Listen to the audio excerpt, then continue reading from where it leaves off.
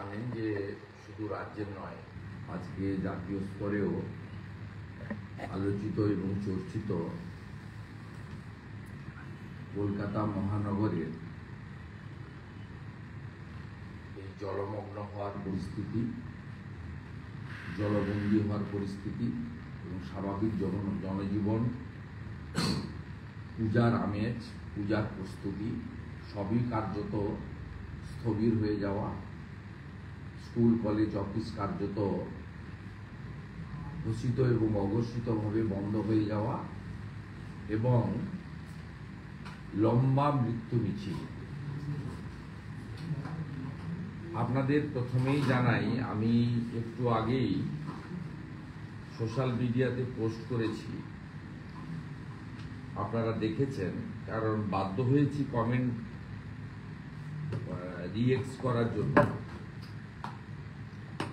Properly আমাদের orange warning rainfall থাকা সত্ত্বেও মাননীয় মুখ্যমন্ত্রী কিভাবে একাধিক ইলেকট্রনিক্স চ্যানেলে মিথ্যা ইন্টারভিউ দিয়েছেন, কারণ তিনি মিথ্যা কথাই বলেন, সত্য কথা বলেন না। আর যখন এই মুহূর্তে সন্ধ্যাবেলা বিরোধী দলনেতা সাংবাদিকদের কাছে মিলিত হয়েছেন, তখন এই মুহূর্তে মুখ্যমন্ত্রী উৎসবে মত্ত। অফিসিয়ালি নয়, নন অফিসিয়ালি 10 জন মারা যাওয়ার পরেও সহনাগরিকের মৃত্যু, তিনি শোকস্তব্ধ নন। দেখুন, অরেঞ্জ ওয়ার্নিং রেনফল কিভাবে ছিল, আপনার অ্যালার্ট কিভাবে করেছে আইএমডির পক্ষ থেকে। একটা সামান্য অ্যাজিটেশন যদি হয়, অভয়ার বাবা মা ডাকুক, আর যোগ্য শিক্ষক শিক্ষাকর্মী ডাকুক, চাকরি প্রার্থীরা ডাকুক, রাজনৈতিক দল ছেড়ে দিলাম, তখন নবান্ন এবং কলকাতা পুলিশের প্রেস কনফারেন্সের বন্যা বয়ে যায়, বন্যা বয়ে যায়। কোথায় মনোজ বর্মা, কোথায় রাজীব কুমার, কোথায় জাভেদ শামীম, কোথায় সুপ্রতিম সরকার, কোথায় ইন্দিরা মুখার্জি, কোথায় খালেদ মিরাজ না কি নাম, জয়েন্ট সিপি? এদের দেখতে পাওয়া যাচ্ছে না কেন? কাল থেকে, গতকাল থেকে এই যে ওয়ার্নিং, মানুষকে অ্যালার্ট করা, হাফ প্যান্ট পরে তো খিঁচবেরি ফটো, তো খিঁচবেরি ফটো, তো খিঁচবেরি ফটো। তিনি কোথায় ছিলেন কালকে? সাংবাদিক নিয়ে ঘুরছেন, জলে গিয়ে উনার মালিকের কাছ থেকে শিখেছেন, তো খিঁচবেরি ফটো। এই লোকটাকে তাড়াচ্ছে না কেন? একে তো আগে গ্রেপ্তার করতে হবে। এ আর মনোজ বার্মা আর সিএসসি সঞ্জীব গোয়েঙ্কা, 3 জনকে জেলে দেখতে চায় বাংলা।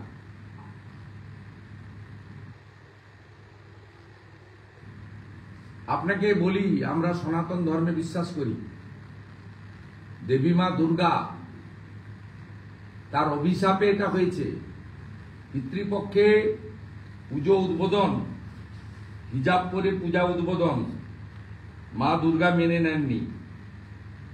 খুব পরিষ্কার ভাবে আপনাদের বলছি, শনিবার দিন পিতৃপক্ষে যে 3টে পুজো উনি উদ্বোধন করেছিলেন, তার মধ্যে হাতিবাগানে হিজাব পরে, বৃষ্টি পড়লে ছাতা মাথায় রাখতো, কান বের করে রেখে কেউ বৃষ্টি আটকায় না। শ্রীভূমি স্পোর্টিং হাতিবাগান সার্বজনীন টালা প্রত্যয়, এই মুহূর্তে ক্যামেরা পাঠান, থই থই করছে জলে। সর্বশক্তিমান মা দুর্গা এই পাপ মেনে নেননি।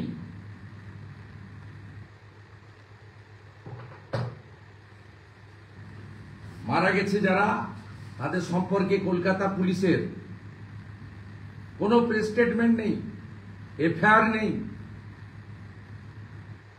6:30 বেজে 7টা বাজতে যায়। যারা মারা গেছে, Firoz Ali Khan, 16 Sundari Mohan avenue, Kolkata 14, Beniapukur police station. আমি ডিক্লেয়ার করছি list. Pranatosh Kundu, son of late Harlal Kundu, Jitendra Singh, Hossain Shah road, Ramgopal Pandit, 149C Garia main road, Pabon Gharami, Magrahat, Shubha Pramanik, 109 DH road, Diamond Harbour road, Purba Barisha, Sunil সূর্য, নওদা বিহার, মিরাজ শেখ, তেহট্ট। একটা আন্দোলন আছে, আরো একাধিক ইনজোর্ড আছে। মোটামুটি নন অফিসিয়ালি 10 জন মারা গেছে, অফিসিয়ালি 9 জন, 8 জন আইডেন্টিফাইড। এখনো পর্যন্ত পুলিশ সরকারের পক্ষ থেকে no press release, no FIR, no action. এরা কিভাবে মারা গেল? নিশ্চিতভাবে 600 কোটি টাকা ইলেকটোরাল বন্ডে দেওয়া সঞ্জীব গোয়েঙ্কারা দায়ী, তা অস্বীকার করার পায়নি। সবচেয়ে বড় দায়ী এই লোকটা, সবচেয়ে বড় দায়ী। 3 জন মারা গেছে কলকাতা কর্পোরেশনের স্ট্রিট লাইটে হাত দিয়ে। 2 স্ট্রিট লাইট, 1 ট্রাফিক লাইট। আমার কাছে সব ডিটেলস আছে। আপনারা এফআইআর না করলে আমি পরিবারকে দিয়ে এফআইআরও করব, জনস্বার্থের মামলাও করব। মনোজ বার্মা সিপি, মেয়র ফিরাদ হাকিম, সিএসসির চেয়ারম্যান সঞ্জীব গোয়েঙ্কা, 3 জনকে আমরা জেলে দেখতে চাই। আর মুখ্যমন্ত্রী মমতা ব্যানার্জির পদত্যাগ চাই। 9 জনের মধ্যে 3 জন মারা গেছে কলকাতা কর্পোরেশন যে মেনটেন করে স্ট্রিট লাইট এবং ট্রাফিক লাইটে। সিএসসির সাথে সাথে ইনিও এই হত্যার জন্য, সহনাগরিকদের হত্যার জন্য দায়ী।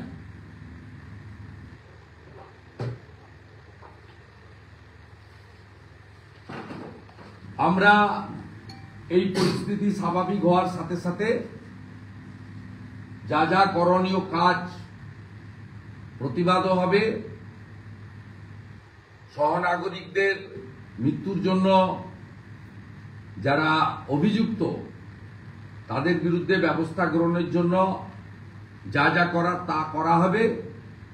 এবং সেই পরিবারগুলির পাশেও আমি সকলকে আবেদন করব, যেহেতু সরকার এখনো পর্যন্ত পাশে দাঁড়ায়নি, সিএসসি কর্পোরেশনের পক্ষ থেকে উপযুক্ত কোনো ঘোষণা হয়নি, যদিও মৃত্যু কোনো ক্ষতিপূরণ দিয়ে হয় না।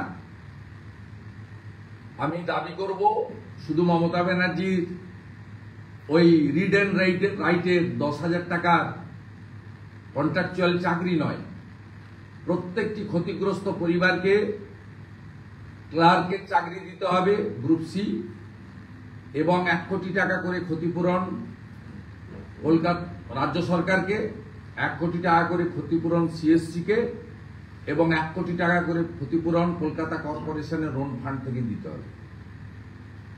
এই মৃত্যুর জন্য যদি কেউ দায়ী থাকেন, তার নাম হলো পশ্চিমবাংলার অপদার্থ মুখ্যমন্ত্রী মমতা বন্দ্যোপাধ্যায়।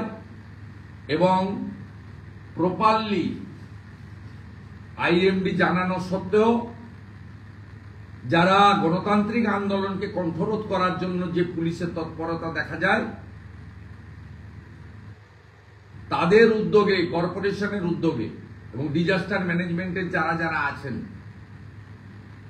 তাদের উদ্যোগে কিছু না দেখানোর, মানে সতর্কতা না নেওয়ার ফলে আজকে এতগুলো 10 জন সহনাগরিককে আমাদের কলকাতার মতো শহরে আজকে তারা প্রাণ হারালেন।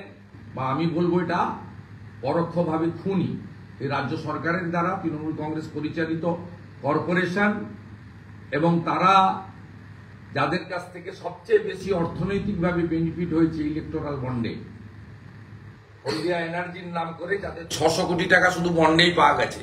এর বাইরেও মুখ্যমন্ত্রীর বিদেশ সফর থেকে শুরু করে সব জায়গায় এরা থাকে, এরা মুখ্যমন্ত্রীর ভীষণ ক্লোজেস্ট। এদের জন্যই এই ঘটনা ঘটেছে। শুধু কলকাতা কর্পোরেশন এলাকা নয়, কলকাতা কর্পোরেশন এলাকার বাইরেও উত্তর 24 পরগনার শাসনে একজন সামান্য বেতন পাওয়া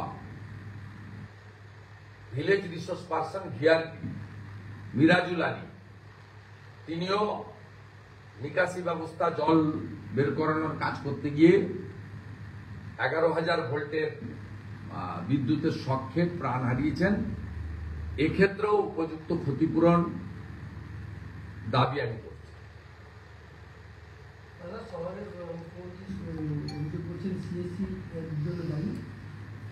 মুখ্যমন্ত্রী নিজে দায়ী। মুখ্যমন্ত্রী কেন প্রেসে জানিয়েছেন যে এটা মানে বৃষ্টি, আকাশ ভাঙা বৃষ্টি হয়েছে, এগুলো পাহাড়ি এলাকায় হয়, যেটাকে বলে রেনবাস, ওগুলো পাহাড়ি এলাকায়। উত্তরাখণ্ড হয়েছে, হিমাচলে হয়েছে, জম্মু কাশ্মীরের একটা পার্টে হয়েছে, সিকিমে হয় মাঝে মাঝে। এখানে আবার কি, এ তো বলে দিয়েছিল IMD, properly inform all concern.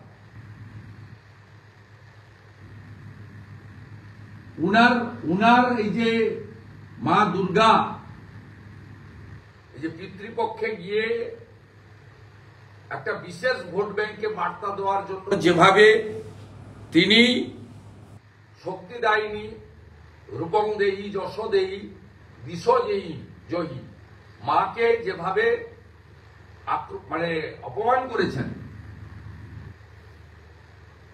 পরম শক্তিশালী মা, এটা ভালোভাবে নেন।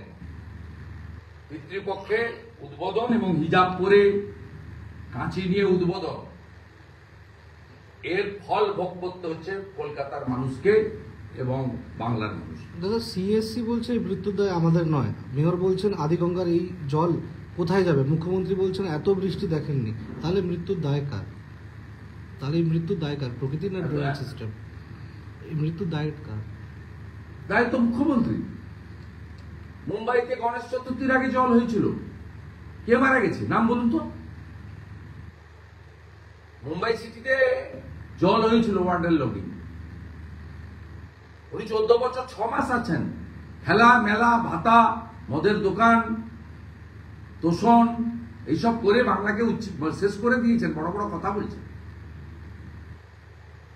এটা ছাড়ার হবে না, এটা চলবে, পুজোও চলবে, সাথে সাথে এর প্রতিবাদও হবে। মুখ্যমন্ত্রী আরো বলছেন যে ডিবিসির জন্য দায়ী, ডিবিসি মেশিন না করার জন্য ডিবিসির সঙ্গে সম্পর্ক কি? এ তো অদ্ভুত কথাবার্তা। আপনারা টিভিতেও ওইসব দেখান, উনি ফিড দেন, এগুলো দেখান আপনারা টক শো বসাচ্ছেন না কেন? ডিবিসির সঙ্গে আদিগঙ্গা বা এই এর সঙ্গে সম্পর্ক কি? এই বৃষ্টির সঙ্গে ডিবিসি এলাকার মধ্যে পড়ে না। ডিবিসি এলাকা তো চিহ্নিত নিম্ন দামোদর এলাকা। আপনি যেখানে বসে আছেন, এটা ডিবিসির জল ছাড়লে এখানে এসে এন্ড হয়। এই রূপনারায়ণে এসে, এখানে কংসাবতী থেকে রূপনারায়ণে এসে, হলদি নদীতে এসে, বঙ্গোপসাগরের মোহনাতে আমরা বসে আপনাদেরকে বাইট দিচ্ছি। এর সঙ্গে কলকাতার কি সম্পর্ক নেই? এর সঙ্গে ফারাক্কার কি সম্পর্ক আছে? উনি এইসব কথাবার্তা আজকে বলেছেন, আর আপনারাও মিনিটের পর মিনিট ধরে এগুলো শোনাতে থাকেন অ্যাডভার্টাইজমেন্টের লবে। বাংলাকে বাঁচাতে গেলে শুধুমাত্র বিরোধী রাজনৈতিক দল নয়, সংবাদ মাধ্যমেরও গুরুত্বপূর্ণ ভূমিকা রয়েছে। আজকে 10 জন সহনাগরিককে আমরা হারালাম, এদের কি অপরাধ ছিল? এদেরকে কেন আমরা হারালাম? কেন কলকাতা কর্পোরেশনের ইলেকট্রিক পোস্টে তড়িতাহত হয়ে বিদ্যুৎপৃষ্ট হয়ে মারা গেল? পুরোটা সিএসসি নয়। সিএসসি যেমন দায়ী, তার থেকেও বড়ই দায়ী কলকাতা কর্পোরেশন এবং কলকাতা পুলিশ। কোমরে দড়ি বেঁধে জেলে নিয়ে যা ফিরাদ হাকিম, মনোজ বার্মা আর সঞ্জীব গোয়েঙ্কা। মুখ্যমন্ত্রী তো আগাম ছুটি ঘোষণা করে দিয়েছেন, ওটাই কাজ না। 8,200 স্কুল বন্ধ, 6,888 কারখানা বন্ধ। উনি ছুটি দিতে পারলেই মনে করেন মানুষ খুশি হয়। মানুষ কাজ করতে চায়, মানুষ ধর্মাচরণও করতে চায়, উৎসব পালনও করতে চায়, আর কাজও চায়, কর্মচঞ্চলতা চায়, মানুষ গতি চায়। বাড়ির গার্ডিয়ান বা স্টুডেন্টসরা এই এত উপর্যুপুরি ছুটিতে খুশি হয় না, গিয়ে কথা বলবেন, উত্তর দিয়ে দিবেন। ওনার বাড়ির তো ছোট ছোট বাচ্চারা সরকারি মাধ্যমে পড়ে না, তারা সমস্ত বেসরকারি মাধ্যমে পড়ে, তাদের অনেক টাকা করে স্কুলে টাকা দিতে হয়, ওনাদের অনেক টাকা। তো আপনার আমার বা অনেক সাধারণ বাড়ির লোকজন সরকারি শিক্ষা ব্যবস্থায় নির্ভর করে, যেখানে 12 মাসের মধ্যে মিনিমাম 6 মাস এই মুখ্যমন্ত্রীর জন্য বন্ধ থাকে বিদ্যালয়। ছুটিটা কোনো সলিউশন নয়। আর উনি ড্রেজিং এর কথা বলছেন, ড্রেজিংটা তো প্রথম করা উচিত উনার বাড়ি থেকে। উনি নিজে তো কালীঘাটের নালাটাকে জবরদখল করে নিয়ে বসে আছেন। আপনারা তো ছবি তুলতে পারবেন না। উনার বাড়ির পিছনে আমাদের পূর্ব মেদিনীপুরের একজন লোকের জমি ছিল, 4 কাঠা জমি, তাকে ভ্যাকেট করিয়েছে, ওখানে বাড়ি করবে। আবার আমার কাছে সব তথ্য আছে। বাড়ির পিছনে পুরো কালীঘাটের নালাটাকে কমপ্লিটলি চোখ করে দিয়েছে, জবরদখল করে। প্রথম তো ওইখান থেকে শুরু হওয়া উচিত, তারপরে তো চলে যাওয়া উচিত সুজিত বসু যে দখল করে রেখেছে লেক টাউন, দত্তাবাদ। ক্যালকাটা নালা তো নেই, পুরো কলকাতা খাল, যেটা পুরো খাল তো করে বেচে, প্লট করে কোটি কোটি টাকা বেচে দিয়েছে। শপিং মল থেকে শুরু করে, বার থেকে শুরু করে, রিয়েল এস্টেটের প্রমোটিং থেকে শুরু করে কিছু বাকি রেখেছেন।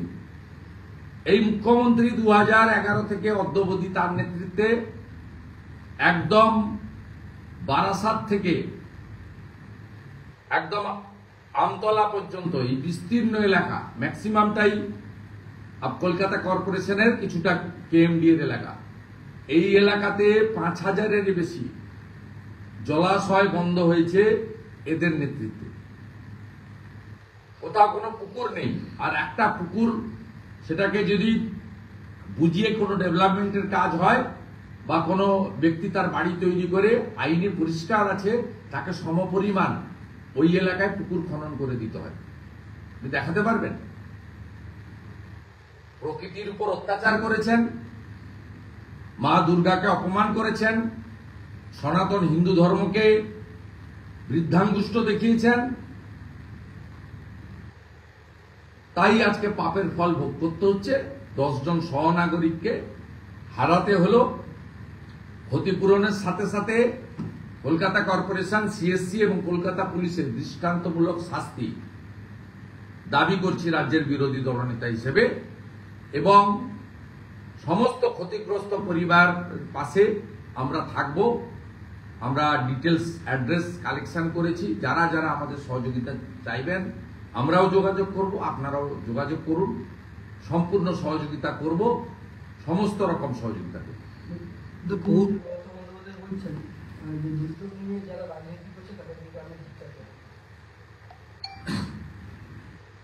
উনি যে আজকে কথা বলছেন, ওনার আজকে তো মৌনব্রত পালন করা উচিত ছিল।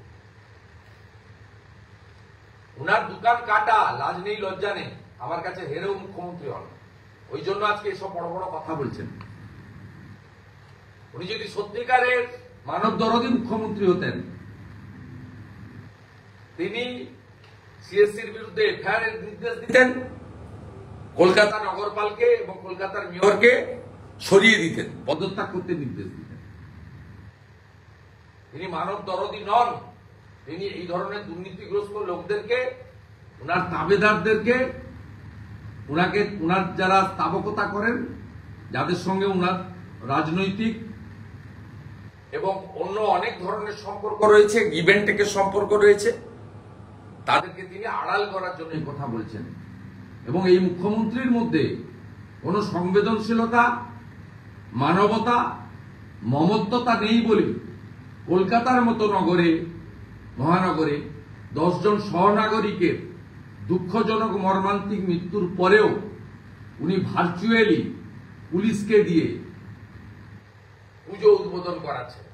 আমি রাস্তায় দেখে এলাম, কোনো লোক নেই, 7টা 8টা পুলিশের ভ্যান, জিপ দাঁড়িয়ে আছে, আমি দু জায়গায় দেখে এলাম, মারিজদাতে দেখে এলাম, চণ্ডীপুরে দেখে এলাম। আজকের দিনটা তো উনার শোক পালন করা উচিত ছিল। উনার মধ্যে হুঁশ নেই বলে আজকে তিনি এই ধরনের কাণ্ড কারখানা করছেন। একদিকে বহুল প্রচারিত ইলেকট্রনিক্স চ্যানেলে তিনি মিথ্যা ফুলঝুরি ছড়াচ্ছেন, সোশ্যাল মিডিয়াতে আইপ্যাককে দিয়ে মিথ্যা কথাগুলো পোস্ট করাচ্ছেন। অন্যদিকে দুঃখের লেশ মাত্র বিসর্জন দিয়ে লজ্জার মাথা খেয়ে তিনি পুজো উদ্বোধন করছেন। আর আরেকজন কালকে সারা রাত্রি বাড়িতে ঘুমিয়েছে, ঘুমিয়ে সকালবেলা ঘুমটুম থেকে উঠে তিনি হাফ প্যান্ট পরে তো খিঁচমেরি ফটো। ঝাড়ে তো একটাই বাঁশ হয়, উনি ঘাটালে এসে শুকনো ডাঙ্গা থেকে জলে নেমে তো খিঁচমেরি ফটো করেন। ওদের মালিক করলে তার কর্মচারীরা তো করবেই, মালিককে দেখেই কর্মচারীরা শেখে। দেখুন তো খিঁচমেরি ফটো, ভালো করে এই ছবিগুলো ছড়া। 10 জন মরে যাওয়ার পরে, কলকাতা ভেসে যাওয়ার পরে, সব স্কুল কলেজ ইউনিভার্সিটি দোকান অফিস কর্পোরেট পুজোর বাজার পুজো প্রতিমা প্যান্ডেল সব ভেসে যাওয়ার পরে তিনি বেরিয়েছেন তো খিঁচমেরি ফটো। দাদা, পৌরমন্ত্রী বলছেন যে আমরা যেখানেই জল ফেলি সেগুলো পড়বে কলকাতার খালগুলোয়, সেগুলো সবগুলোই টই টম্বু। ওকে জেলে দেখতে চাই। আজকে মৃত্যুর জন্য ও দায়ী। সব সিএসসির ইলেকট্রিকে হয়নি, সিএসসিরও কিছু ইলেকট্রিকের জন্য হয়েছে। আর সব পোস্টের হাত লেগে যেগুলো মৃত্যু হয়েছে তার জন্য ফিরাদ হাকিম চাই। সমস্ত ইলেকট্রিক স্ট্রিট লাইট পোস্ট এবং traffic post maintain by the KMC Kolkata municipal corporation. আমি তথ্য নিয়ে ডাটা নিয়ে একটু সময় নিয়ে আপনাদের সামনে মুখোমুখি হয়েছি।